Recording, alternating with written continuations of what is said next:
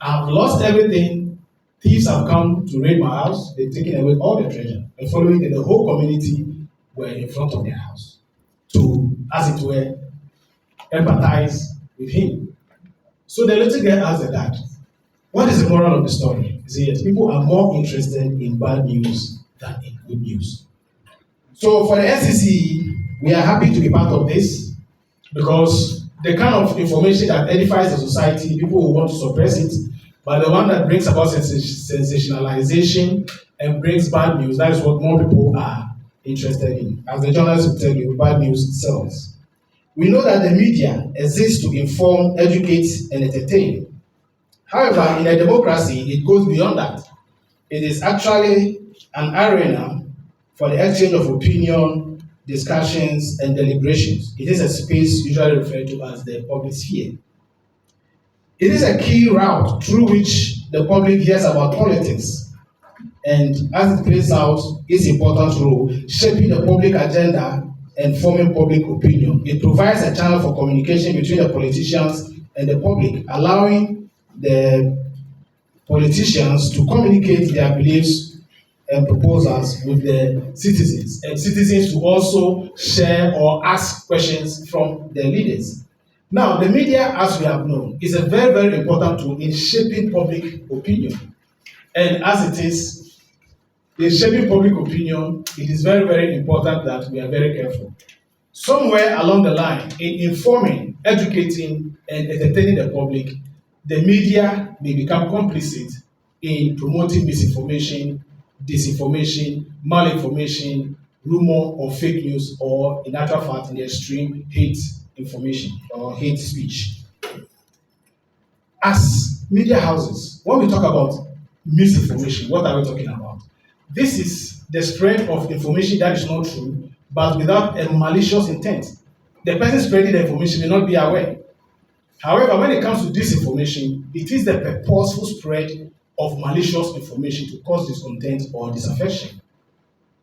Then we also have what is malinformation, where an information may be true or may be factual, but it is put out there to cause a disaffection towards a particular community or to cause a sort of problem for that particular community. Then we also have what is called disinformation, where in the process of an information of a news item developing, a certain aspect of it may go out and become viral.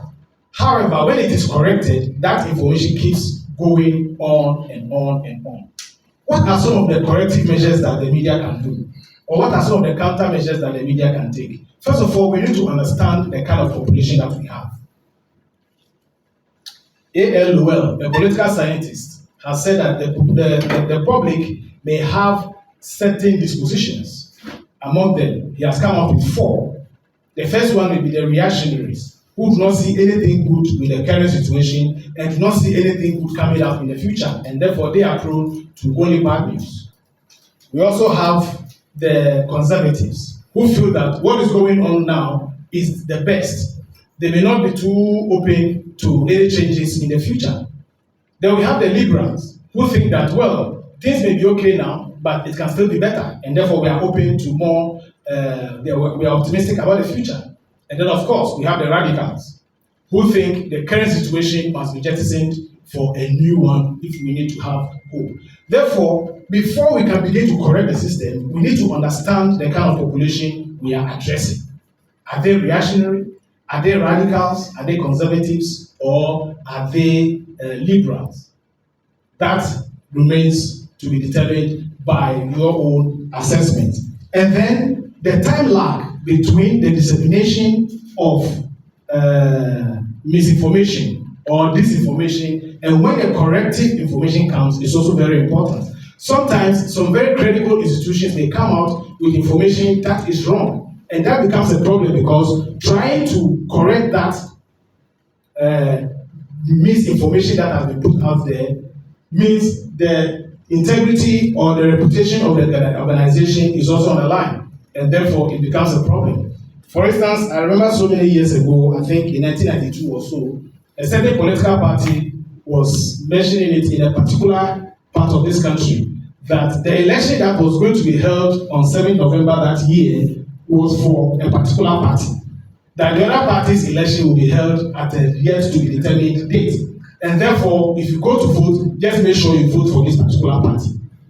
They succeeded in misinforming the people or disinforming the people because it was with malicious intention.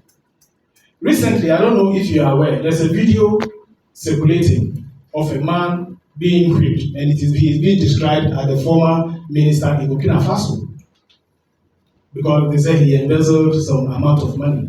It has come out that the picture, the video is not actually of that man. You see the point? And therefore, there's a need that before we put out any information, we do fact checking. We do a lot of fact checking, they do a lot of correction, because I have followed them, I have listened to them. But where the problem lies is unrestricted access to spread any kind of information that they want to spread. And sometimes, in encountering that information, I always refer to my constitution as the best way to correct any kind of Article 41. And I'm sure you know exactly what I'm talking about right now. That is Article 41. That is the duties of a citizen and freedoms is inseparable from the performance of duties and obligations. And accordingly, it shall be the duty of every citizen to promote the prestige. If you want to promote the good name of Ghana, you are not going to spread any bad information about Ghana. You have a kind of attitude that is inclusive rather than exclusive. And as it goes on, everything is here in the Constitution. Thank you so much for the short time.